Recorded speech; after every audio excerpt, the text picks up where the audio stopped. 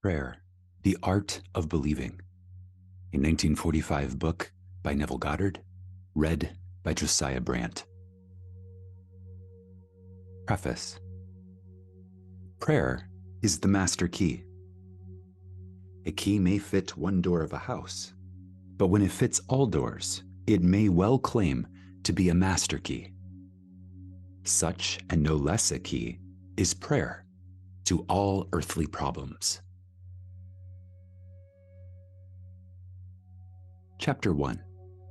Law of Reversibility. Pray for my soul. More things are wrought by prayer than this world dreams of. Tennyson. Prayer is an art and requires practice. The first requirement is a controlled imagination. Parade and vain repetitions are foreign to prayer. Its exercise requires tranquility and peace of mind. Use not vain repetitions, for prayer is done in secret. And thy Father which seeth in secret shall reward thee openly. The ceremonies that are customarily used in prayer are mere superstitions and have been invented to give prayer an air of solemnity. Those who do practice the art of prayer are often ignorant of the laws that control it. They attribute the results obtained to the ceremonies and mistake the letter for the spirit. The essence of prayer is faith, but faith must be permeated with understanding to be given that active quality which it does not possess when standing alone. Therefore, get wisdom, and with all thy getting, get understanding. This book is an attempt to reduce the unknown to the known by pointing out the conditions on which prayers are answered, and without which they cannot be answered. It defines the conditions governing prayer in laws that are simply a generalization of our observations. The universal law of reversibility is the foundation on which its claims are based. Mechanical motion caused by speech was known for a long time before anyone dreamed of the possibility of an inverse transformation. That is, the reproduction of speech by mechanical motion, the phonograph. For a long time, electricity was produced by friction, without ever a thought that friction in turn could be produced by electricity. Whether or not man succeeds in reversing the transformation of a force, he knows nevertheless that all transformations of force are reversible. If heat can produce mechanical motion, so mechanical motion can produce heat. If electricity produces magnetism, magnetism too can develop electric currents.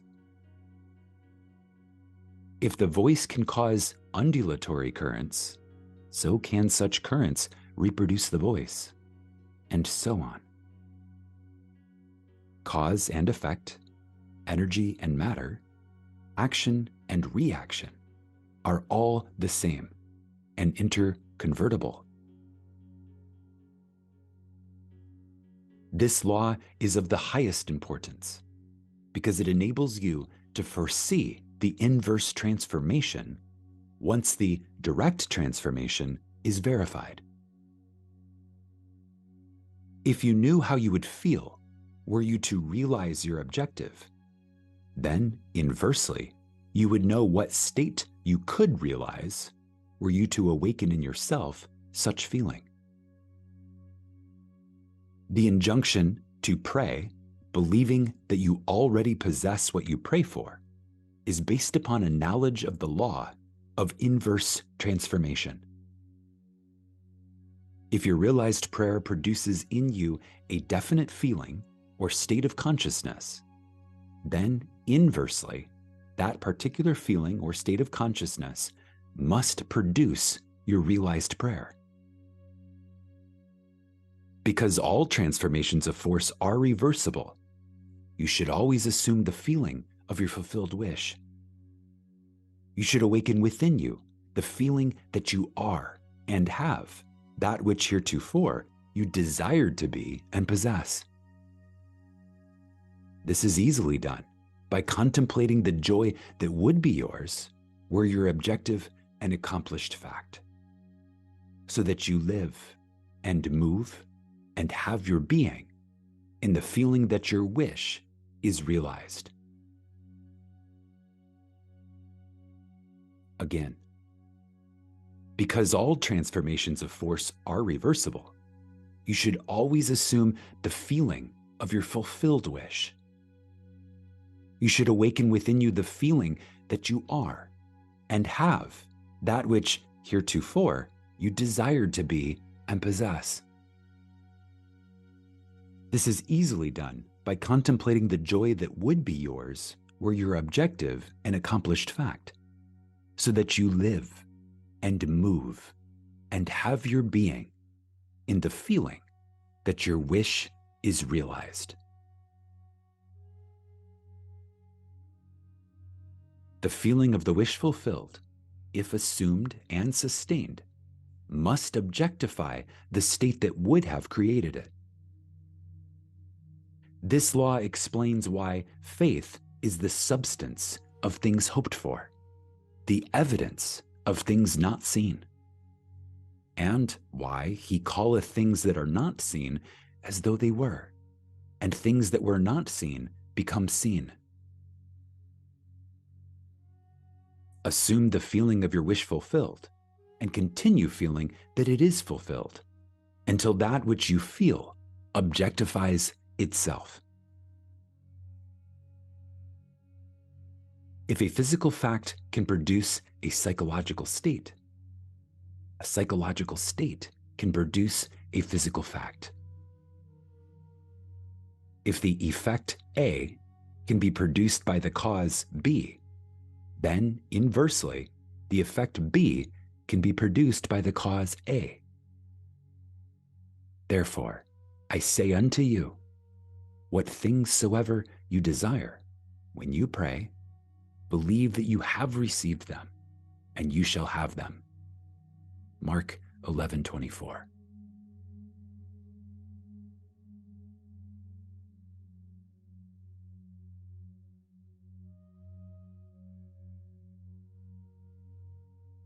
Chapter 2. Dual Nature of Consciousness. A clear concept of the dual nature of man's consciousness must be the basis of all true prayer. Consciousness includes a subconscious as well as a conscious part. The infinitely greater part of consciousness lies below the sphere of objective consciousness. The subconscious is the most important part of consciousness.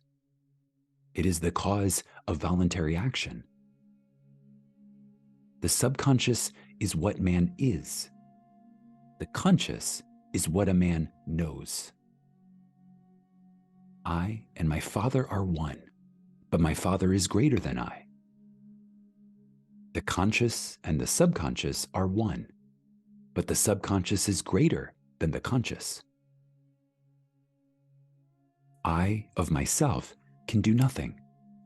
The Father within me, he doeth the work.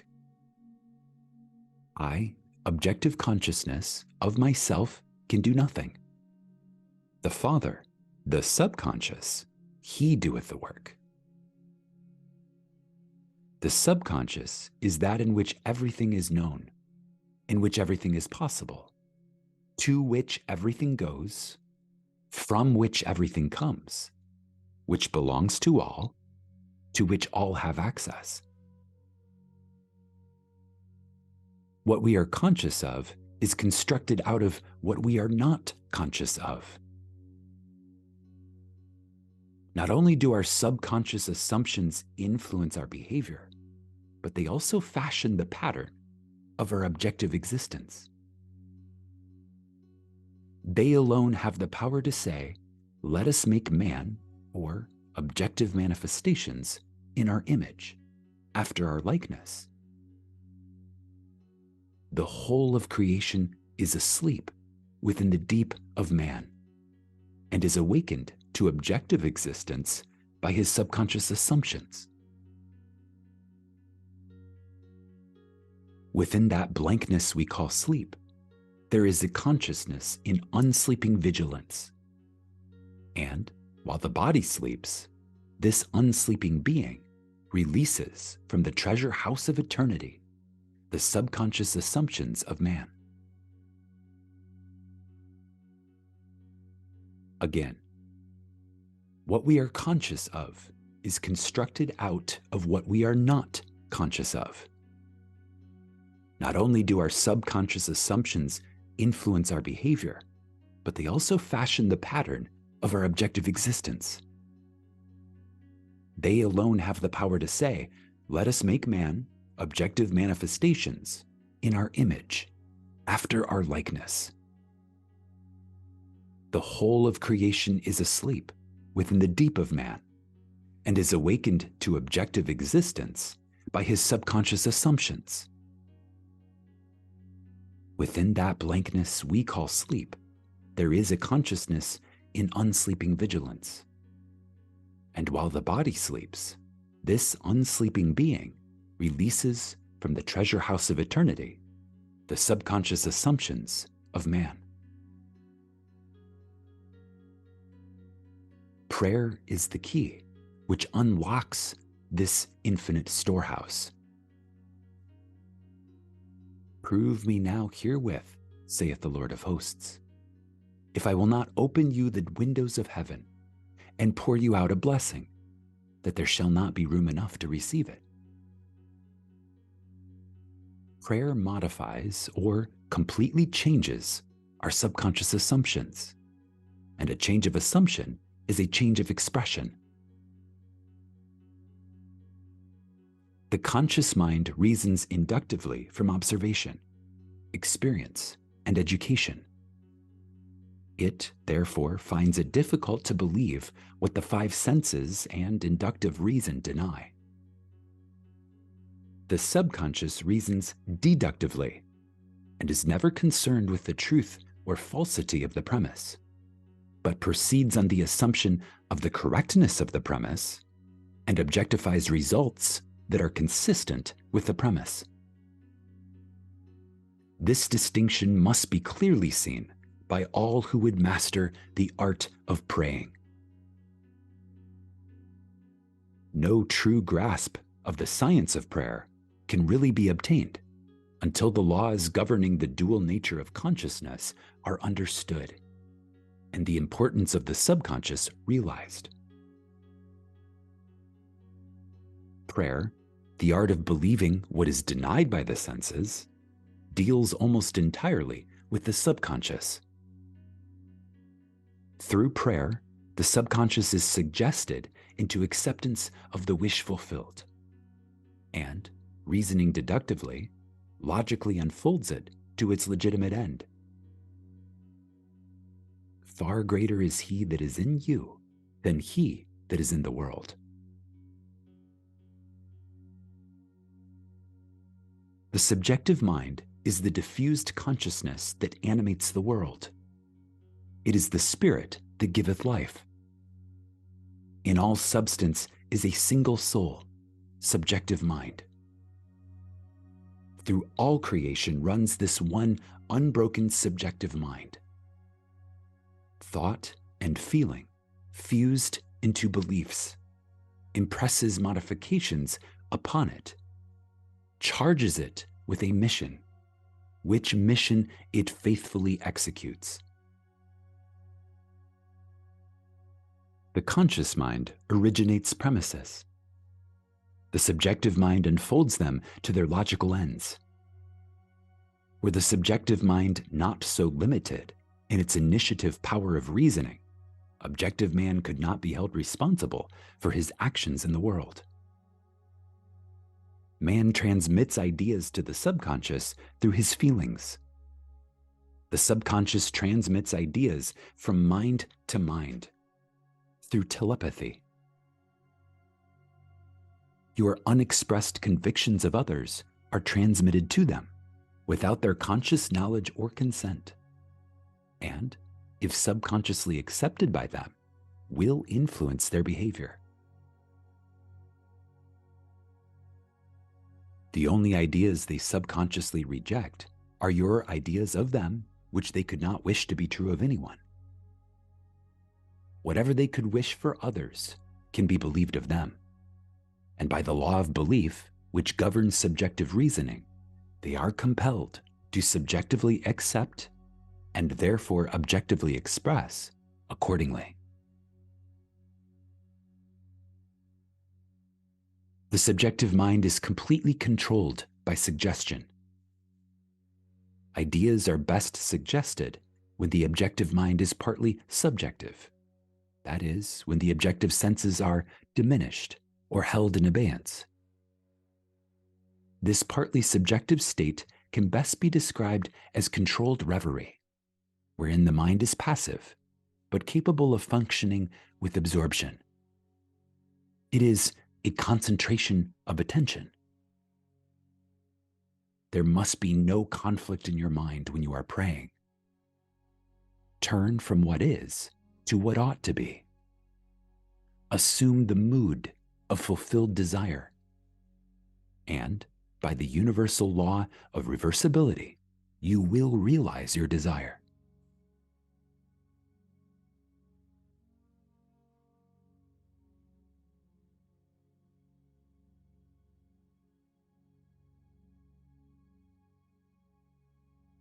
Chapter 3: Imagination and Faith. Prayers are not successfully made unless there is rapport between the conscious and subconscious mind of the operator. This is done through imagination and faith.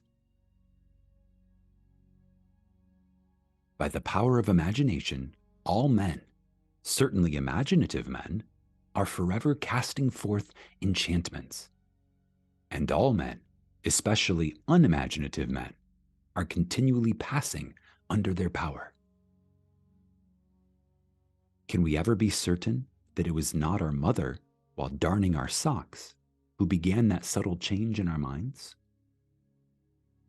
If I can unintentionally cast an enchantment over persons, there is no reason to doubt that I am able to cast intentionally a far stronger enchantment. Everything that can be seen, touched, explained, argued over, is to the imaginative man nothing more than a means.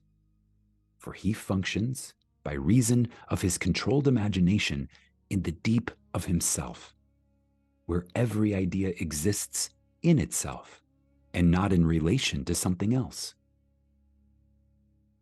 In him there is no need for the restraints of reason, for the only restraint he can obey is the mysterious instinct that teaches him to eliminate all moods other than the mood of fulfilled desire. Imagination and faith are the only faculties of mind needed to create objective conditions. The faith required for the successful operation of the law of consciousness is a purely subjective faith, and is attainable upon the cessation of active opposition on the part of the objective mind of the operator.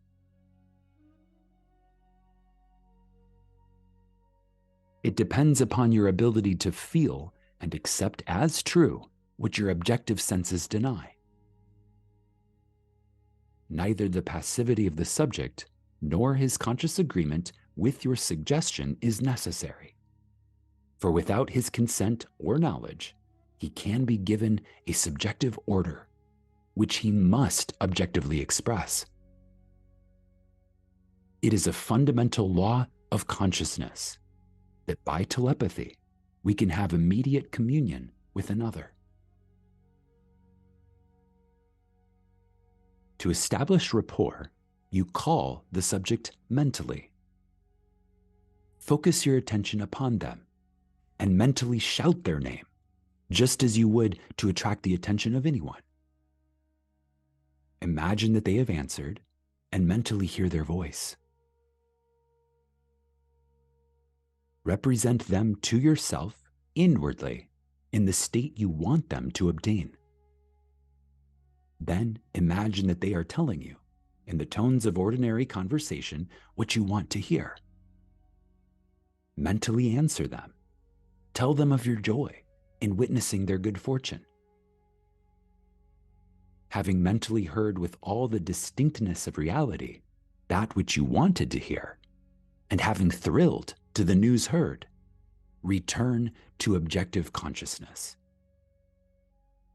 Your subjective conversation must awaken what it affirmed. Thou shalt decree a thing, and it shall be established unto thee. It is not a strong will that sends the subjective word on its mission, so much as it is clear thinking and feeling the truth of the state affirmed. When belief and will are in conflict, belief invariably wins. Not by might, nor by power, but by my Spirit, saith the Lord of hosts. It is not what you want that you attract. You attract what you believe is true. Again, it is not what you want that you attract.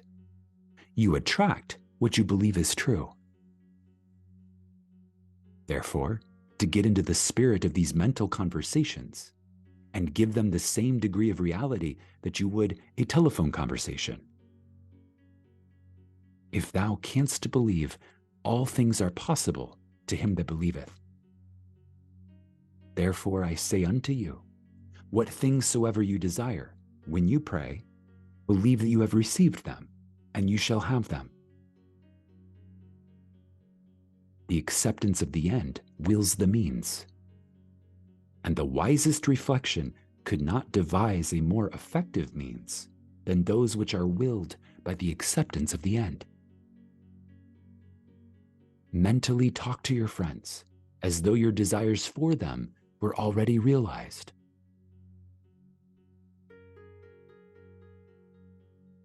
Imagination is the beginning of the growth of all forms, and faith is the substance out of which they are formed. By imagination, that which exists in latency or is asleep within the deep of consciousness is awakened and is given a form. The cures attributed to the influence of certain medicines, relics, and places are effects of imagination and faith. The curative power is not in the spirit that is in them, it is in the spirit in which they are accepted. The letter killeth, but the spirit giveth life. The subjective mind is completely controlled by suggestion. So, whether the object of your faith be true or false, you will get the same results. There is nothing unsound in the theory of medicine, or in the claims of the priesthood for their relics and holy places. The subjective mind of the patient accepts the suggestion of health conditioned on such states, and as soon as these conditions are met, proceeds to realize health. According to your faith, be it done unto you, for all things are possible to him that believeth. Confident expectation of a state is the most potent means of bringing it about. The confident expectation of a cure does that which no medical treatment can accomplish. Failure is always due to an antagonistic autosuggestion by the patient, arising from objective doubt of the power of the medicine or relic, or from doubt of the truth of the theory. Many of us, either from too little emotion or too much intellect, both of which are stumbling blocks in the way of prayer, cannot believe that which our senses deny. To force ourselves to believe will end in greater doubt. To avoid such counter-suggestions, the patient should be unaware, objectively, of the suggestions which are made to him. The most effective method of healing or influencing the behavior of others consists in what is known as the silent treatment. When the subject is unaware, objectively, of the suggestion given him, there is no possibility of him setting up an antagonistic belief. It is not necessary that the patient know objectively that anything is being done for him.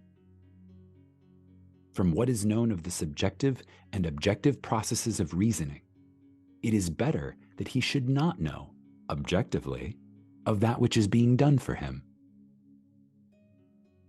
The more completely the objective mind is kept in ignorance of the suggestion, the better will the subjective mind perform its functions. The subject subconsciously accepts the suggestion and thinks he originates it, proving the truth of Spinoza's dictum that we know not the causes that determine our actions. The subconscious mind is the universal conductor, which the operator modifies with his thoughts and feelings. Visible states are either the vibratory effects of subconscious vibrations within you, or they are the vibratory causes of the corresponding vibrations within you. A disciplined man never permits them to be causes unless they awaken in him desirable states of consciousness. With a knowledge of the law of reversibility, the disciplined man transforms his world by imagining and feeling only what is lovely and of good report. The beautiful idea he awakens within himself shall not fail to arouse its affinity in others. He knows the Savior of the world is not a man, but the manifestation that would save. Again, with a knowledge of the law of reversibility, the disciplined man transforms his world by imagining and feeling only what is lovely and of good report. The beautiful idea he awakens within himself shall not fail to arouse its affinity in others. He knows the Savior of the world is not a man, but a manifestation that would save. The sick man's Savior is health. The hungry man's Savior is food. The thirsty man's Savior is water. He walks in the company of the Savior by assuming the feeling of his wish fulfilled. By the laws of reversibility, that all transformations of force are reversible, the energy or feeling awakened transforms itself into the state imagined. He never waits 4 months for the harvest. If in 4 months the harvest will awaken in him a state of joy, then inversely, the joy of harvest now will awaken the harvest now. Now is the acceptable time to give beauty for ashes, joy for mourning, praise for the spirit of heaviness, that they might be called trees of righteousness, the planting of the Lord, that he might be glorified.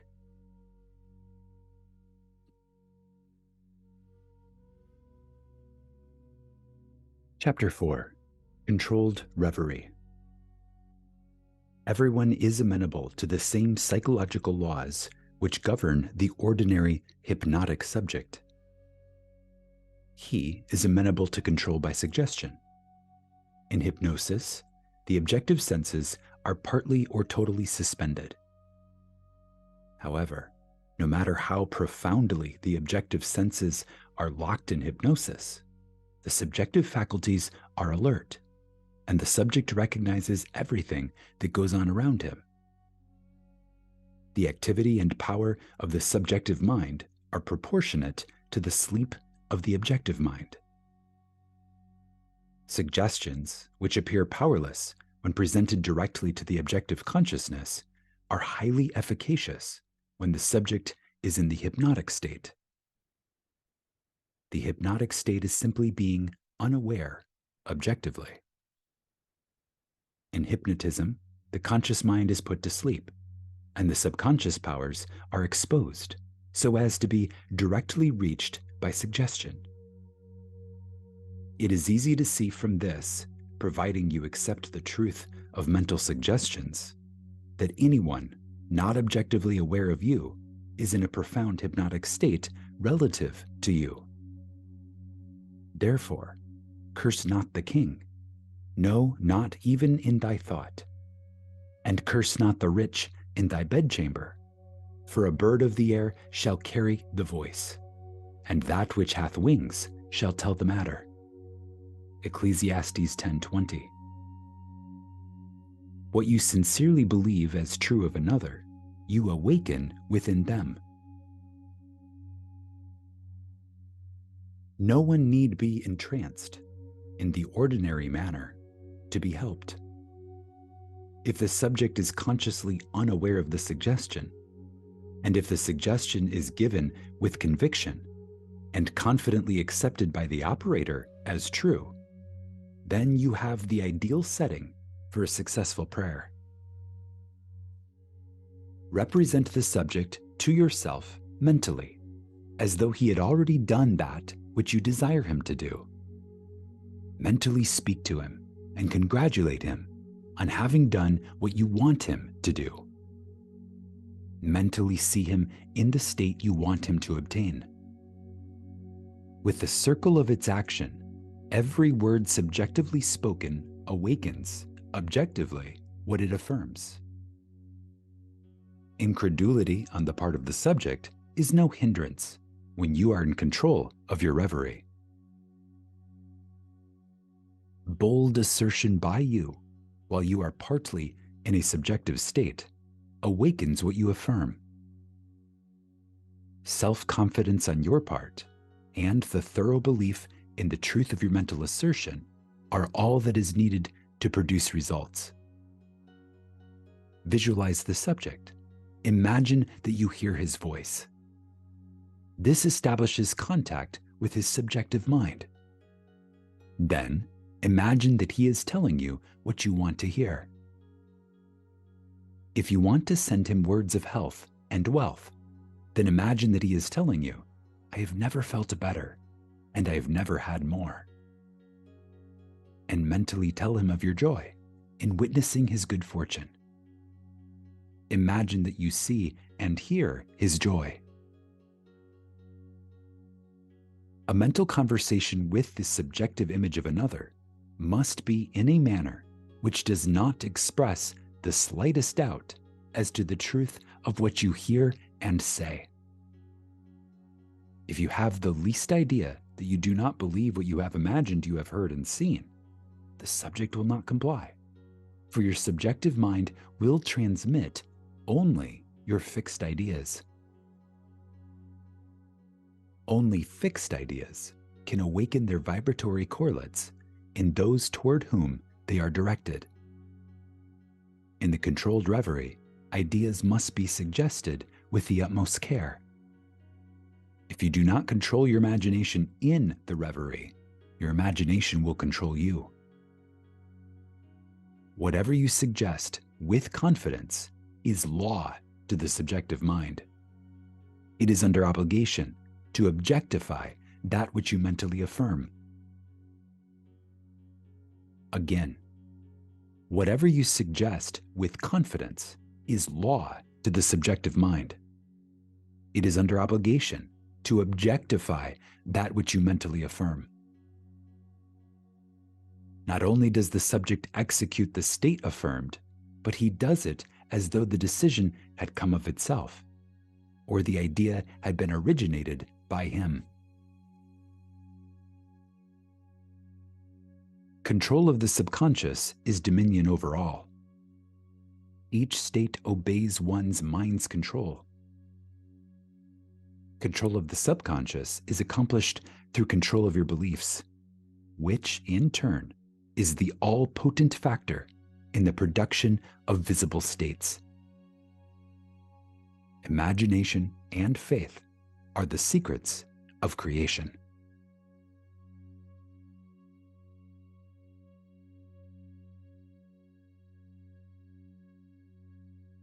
Chapter 5. Law of Thought Transmission. He sent his word and healed them, and delivered them from their destructions. He transmitted the consciousness of health, and it awoke its vibratory correlate in the one toward whom it was directed.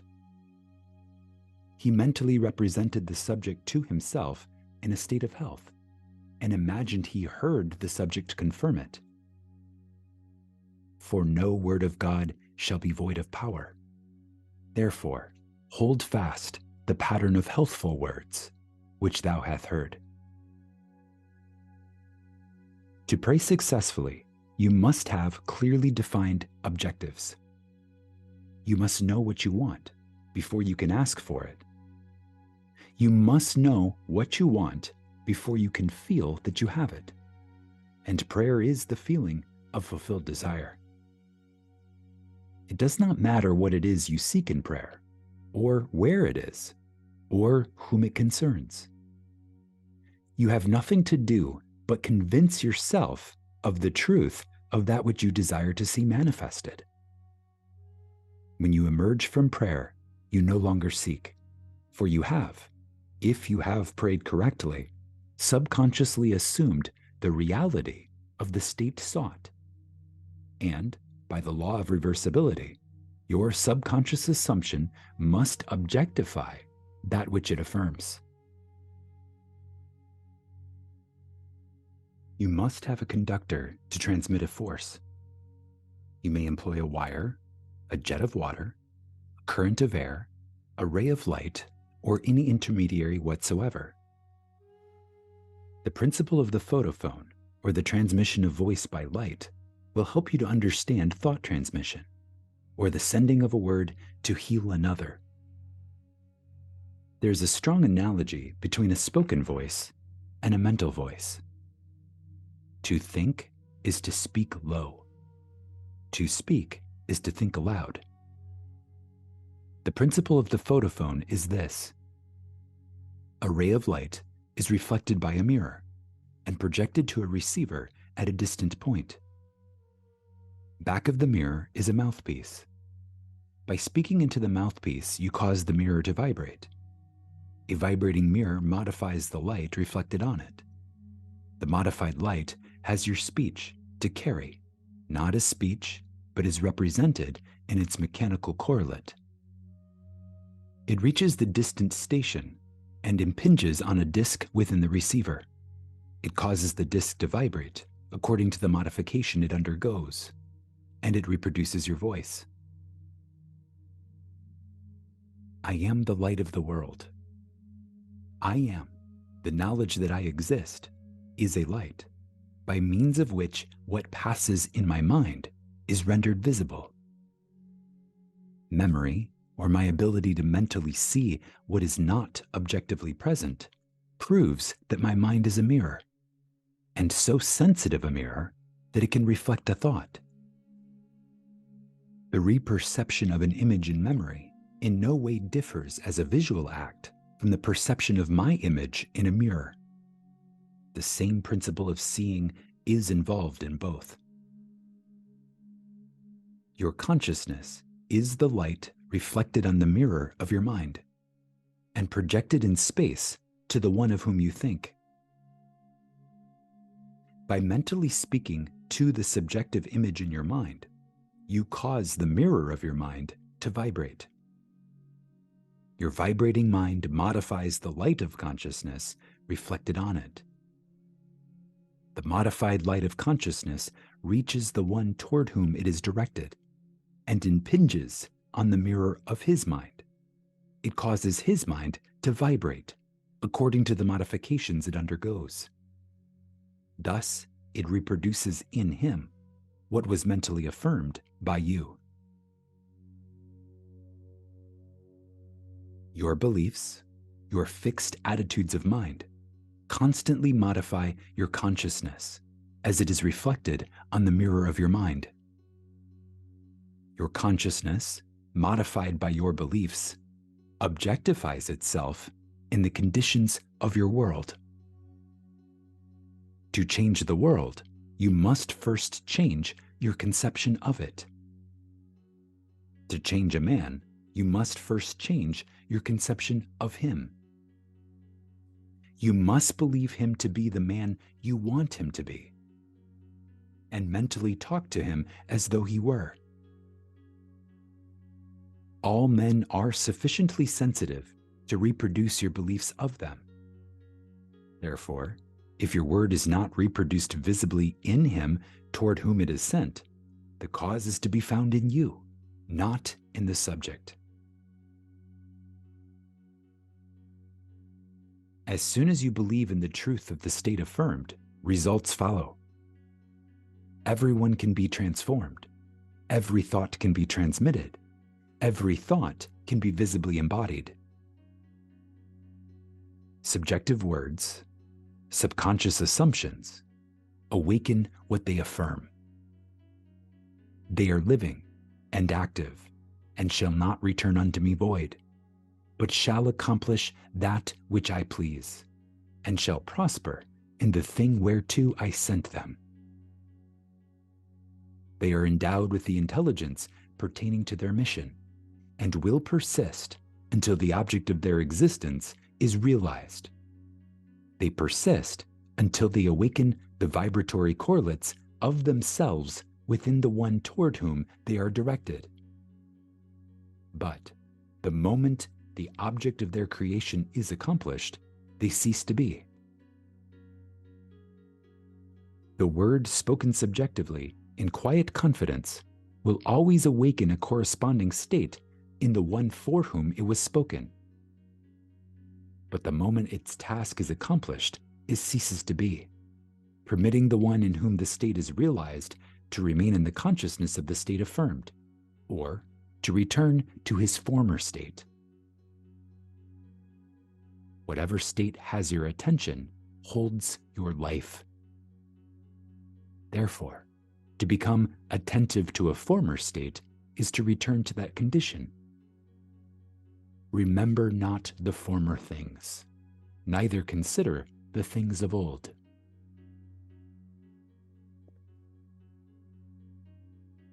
Nothing can be added to man, for the whole of creation is already perfected within him. The kingdom of heaven is within you.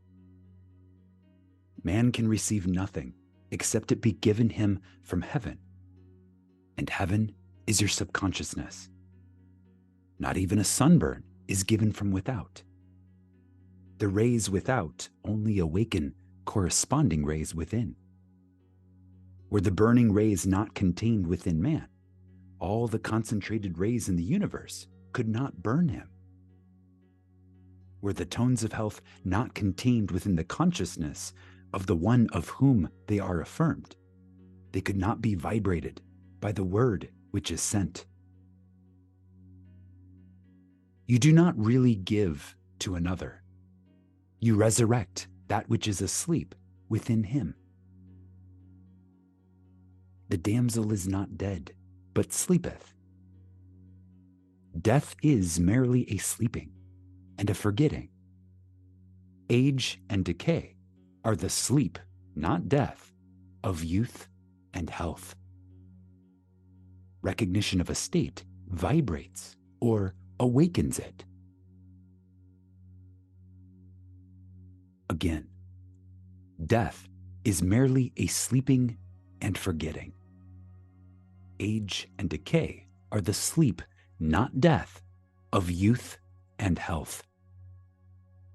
Recognition of a state vibrates or awakens it. Distance, as it is cognized by your objective senses, does not exist for the subjective mind. If I take the wings of the morning and dwell in the uttermost parts of the sea. Even there shall thy hand lead me. Time and space are conditions of thought. The imagination can transcend them and move in psychological time and space. Although physically separated from a place by thousands of miles, you can mentally live in the distant place as though it were here. Your imagination can easily transform winter into summer, New York into Florida, and so on. Whether the object of your desire be near or far, results will be the same. Subjectively, the object of your desire is never far off. Its intense nearness makes it remote from observation of the senses. It dwells in consciousness, and consciousness is closer than breathing and nearer than hands and feet. Consciousness is the one and only reality. All phenomena are formed of the same substance, vibrating at different rates. All is consciousness, modified by belief. Out of consciousness, I, as man, came, and to consciousness, I, as man, return. In consciousness, all states exist subjectively and are wakened to their objective existence by belief. The only thing that prevents us from making a successful subjective impression on one at a great distance, or transforming there into here, is our habit of regarding space as obstacle. A friend 1,000 miles away is rooted in your consciousness through your fixed ideas of him. To think of him and represent him to yourself inwardly in the state you desire him to be, confident that this subjective image is as true as though it were already objectified, awakens in him a corresponding state, which he must objectify. The results will be as obvious as the cause was hidden. The subject will express the awakened state within him and remain unaware of the true cause of his action. Your illusion of free will is but ignorance of the causes which make you act.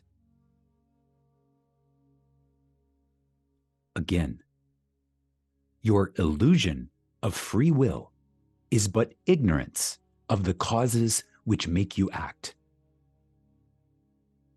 Prayers depend on your attitude of mind for their success, and not upon the attitude of the subject.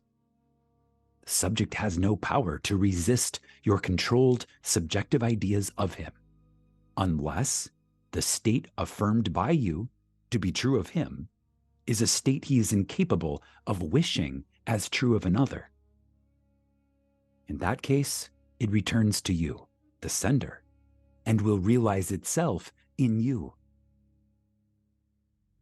Provided the idea is acceptable, success depends entirely on the operator, not upon the subjects who, like compass needles on their pivots, are quite indifferent as to what direction you choose to give them. If your fixed idea is not subjectively accepted by the one toward whom it is directed, it rebounds to you from whom it came.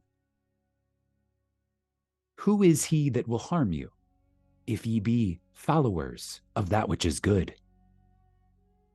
I have been young, and now am old, yet I have not seen the righteous forsaken, nor his seed begging bread. There shall no evil happen to the just. Nothing befalls us that is not of the nature of ourselves. Again, nothing befalls us which is not the nature of ourselves.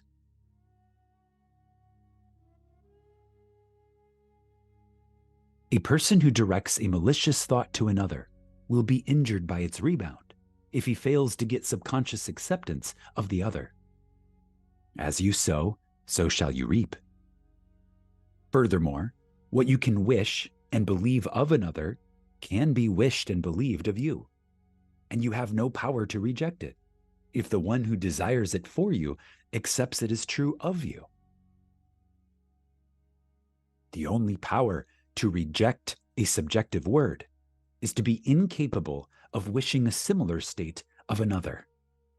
To give presupposes the ability to receive.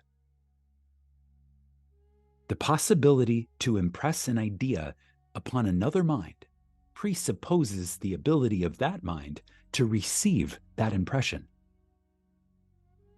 Fools exploit the world. The wise transfigure it. It is the highest wisdom to know that in the living universe, there is no destiny other than that created out of the imagination of man. There is no influence outside of the mind of man. Again, it is the highest wisdom to know that in the living universe, there is no destiny other than that created out of the imagination of man. There is no influence outside of the mind of man. Whatsoever things are lovely, whatsoever things are of good report, if there be any virtue, and if there be any praise, think on these things. Never accept as true of others what you would not want to be true of you. To awaken a state within another, it must first be awake within you.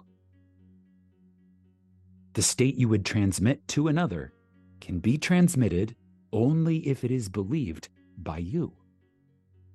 Therefore, to give is to receive. You cannot give what you do not have, and you have only what you believe. So to believe a state as true of another not only awakens that state within the other, but also makes it alive within you. You are what you believe.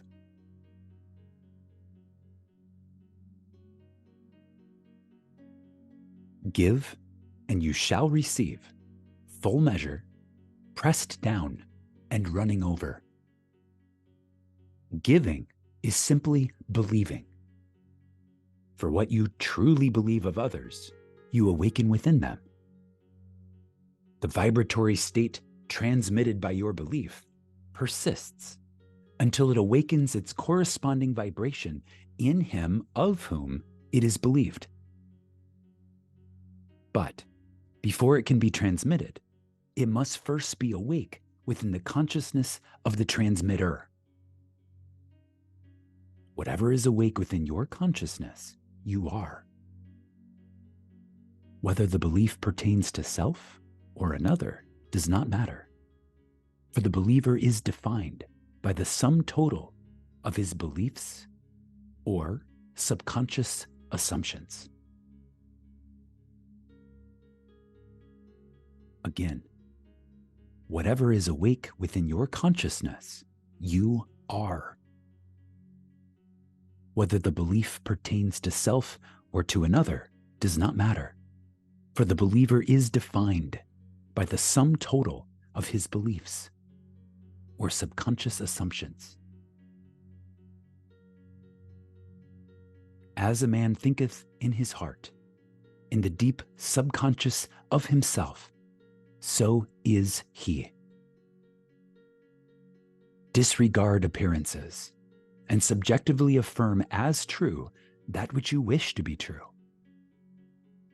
This awakens in you the tone of the state affirmed, which in turn realizes itself in you and in the one of whom it is affirmed. Give, and you shall receive. Beliefs invariably awaken what they affirm. The world is a mirror wherein everyone sees himself reflected. The objective world reflects the beliefs of the subjective mind.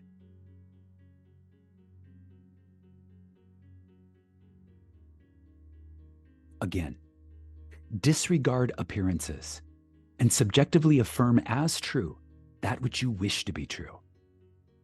This awakens in you the tone of the state affirmed, which in turn realizes itself in you and in the one of whom it is affirmed. Give and you shall receive. Beliefs invariably awaken what they affirm. The world is a mirror wherein everyone sees himself reflected. The objective world reflects the beliefs of the subjective mind.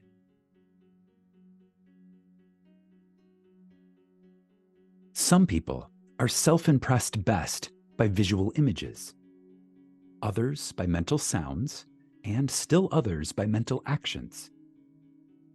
The form of mental activity which allows the whole power of your attention to be focused in one chosen direction is the one to cultivate, until you can bring all to play on your objective at the same time. Again, the form of mental activity which allows the whole power of your attention to be focused in one chosen direction is the one to cultivate, until you can bring all to play on your objective at the same time. Should you have some difficulty in understanding the terms visual images, mental sounds, and mental actions, here is an illustration that should make their meanings clear. A imagines that he sees a piece of music, knowing nothing at all about musical notations. The impression in his mind is purely visual image. B imagines he sees the same piece, but he can read music, and he can imagine how it would sound when played on the piano. That imagination is mental sound. C also reads music and is a pianist. As he reads, he imagines himself playing the piece. The imaginary action is mental action. The visual images, mental sounds, and mental actions are creations of your imagination. And though they appear to come from without, they actually come from within yourself. They move as if moved by another, but are really launched by your own spirit from the magical storehouse of imagination. They are projected into space by the same vibratory law that governs the sending of a voice or picture. Speech and images are projected not as speech or images, but as vibratory correlates. Subjective mind vibrates according to the modifications it undergoes by the thought and feelings of the operator. The visible state created is the effect of the subjective vibrations. A feeling is always accompanied by a corresponding vibration. That is, a change in expression or sensation of the operator. There is no thought or feeling without expression. No matter how motionless you appear to be, if you reflect with any degree of intensity, there is always an execution of slight muscular movements. The eye, though shut, follows the movements of the imaginary objects, and the pupil is dilated or contracted according to the brightness or the remoteness of those objects. Respiration is accelerated or slowed according to the course of your thoughts. The muscles contract correspondingly to your mental movements. This change of vibration persists until it awakens a corresponding vibration in the subject, which vibration then expresses itself in a physical fact. And the Word was made flesh. Energy, as you can see in the case of a radio, is transmitted and received in a field, a place where changes in space occur. The field and energy are one and inseparable. The field or subject becomes the embodiment of the word or energy received. The thinker and the thought, the operator and the subject, the energy and the field are one. Were you still enough to hear the sound of your beliefs, you would know what is meant by the music of the spheres. Again, were you still enough to hear the sound of your beliefs, you would know what is meant by the music of the spheres. The mental sound you hear in prayer as coming from without are really produced by yourself. Self-observation will reveal this fact. As the music of the spheres is defined as the harmony heard by the gods alone, and is supposed to be produced by the movement of the celestial spheres, so too is the harmony you subjectively hear for others heard by you alone, and produced by the movement of your thoughts and feelings in the true kingdom, or heaven within you.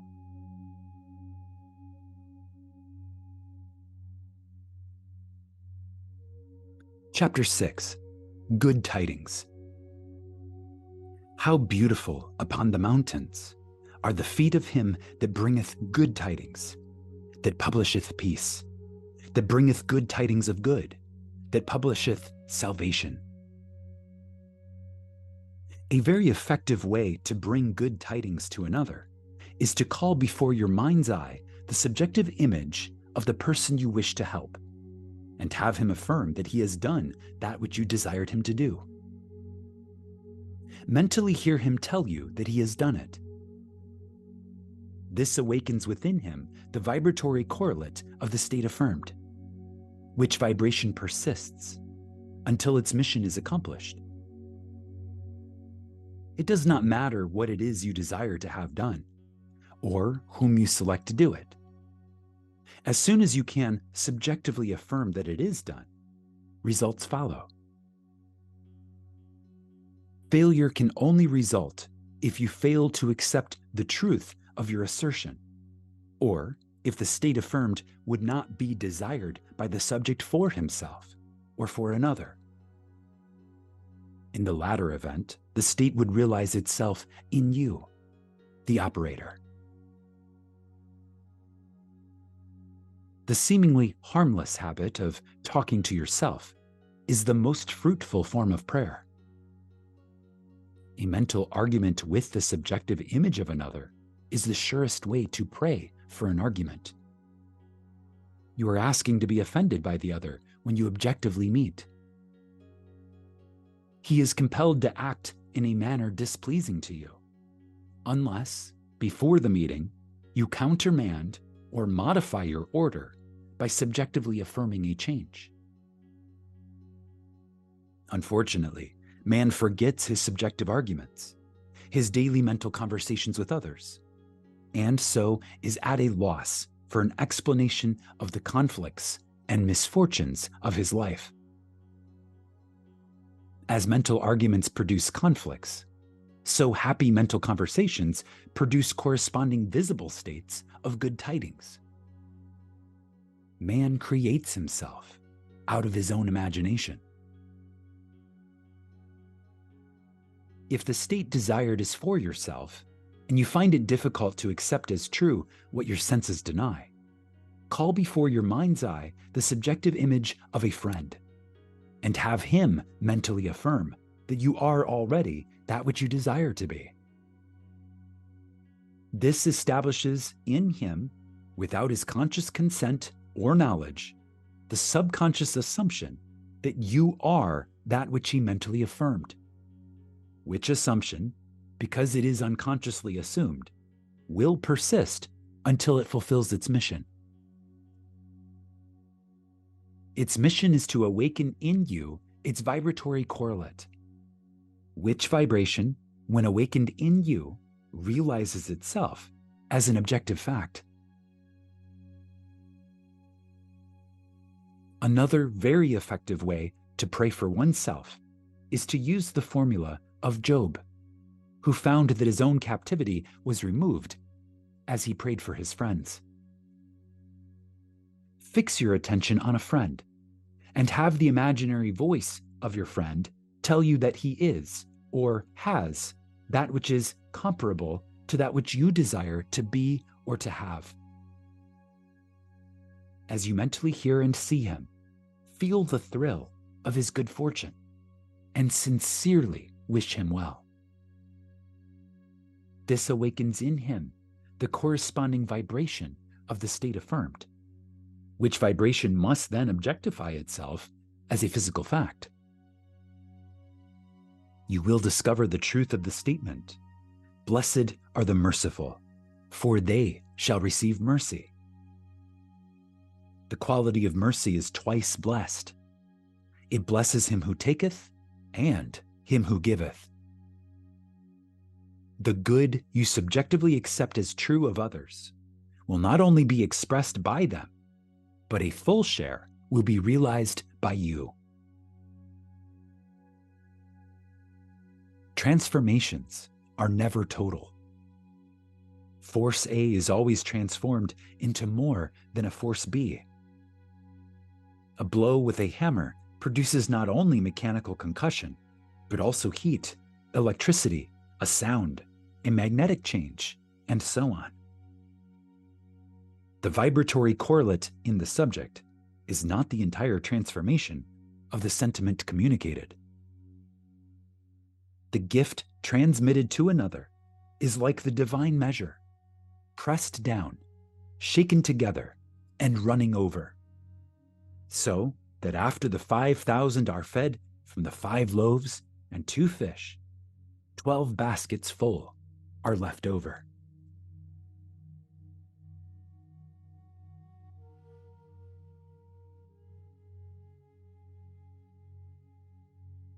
Chapter 7.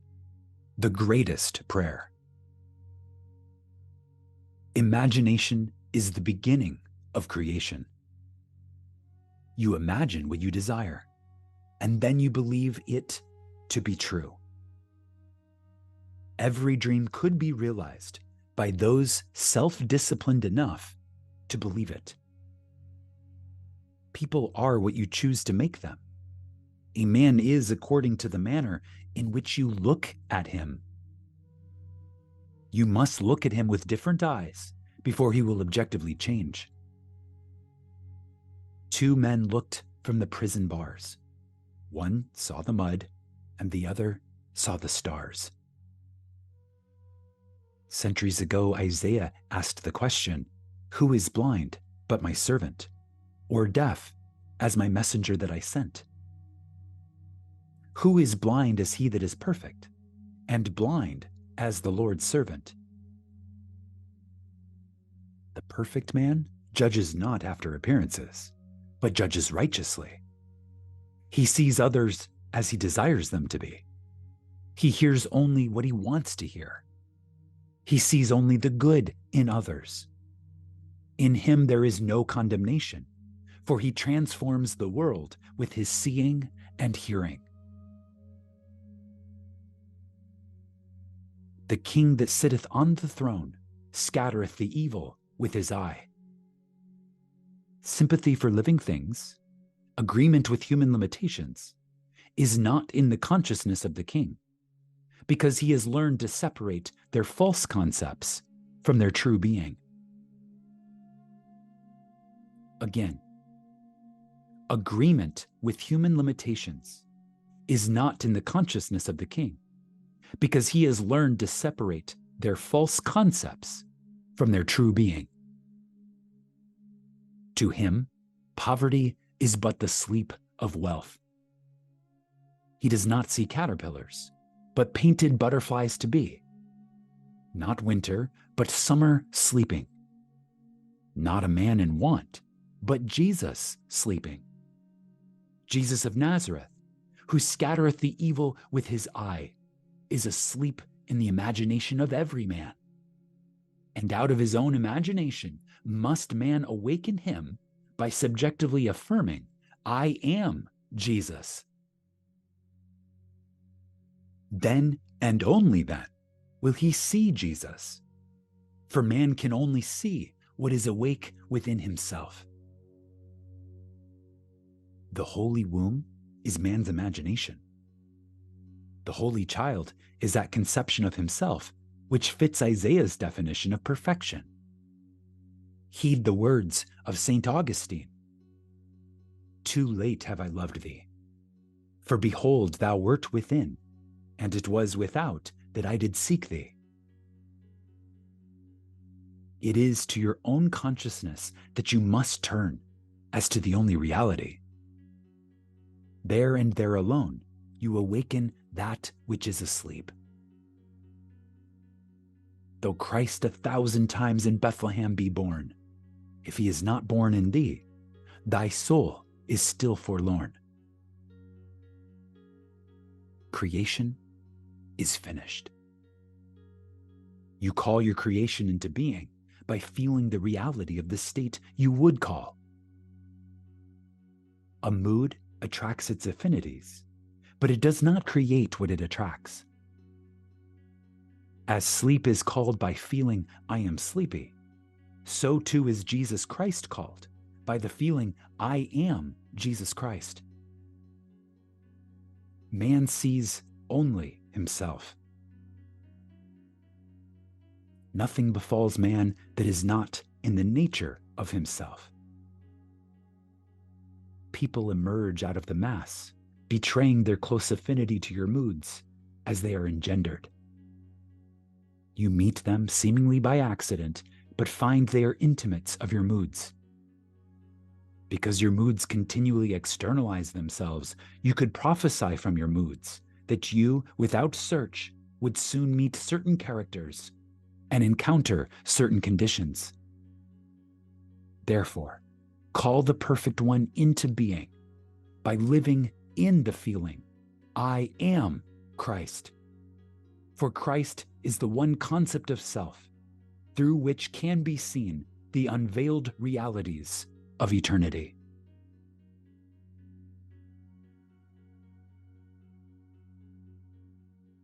Our behavior is influenced by our subconscious assumption, respecting our own social or intellectual rank and that of the one we are addressing. Let us seek for and evoke the greatest rank, and the noblest of all is that which disrobes man of his mortality and clothes him with uncurbed immortal glory. Let us assume the feeling, I am Christ. And our whole behavior will subtly and unconsciously change in accordance with that assumption.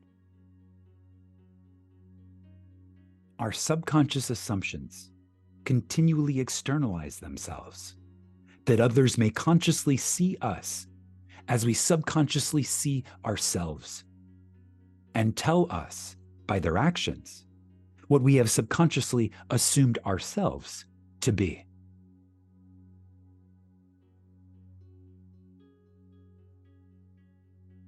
Therefore, let us assume the feeling, I am Christ, until our conscious claim becomes our subconscious assumption that we all, with open face, beholding as in a glass the glory of the Lord, are changed into the same image from glory to glory.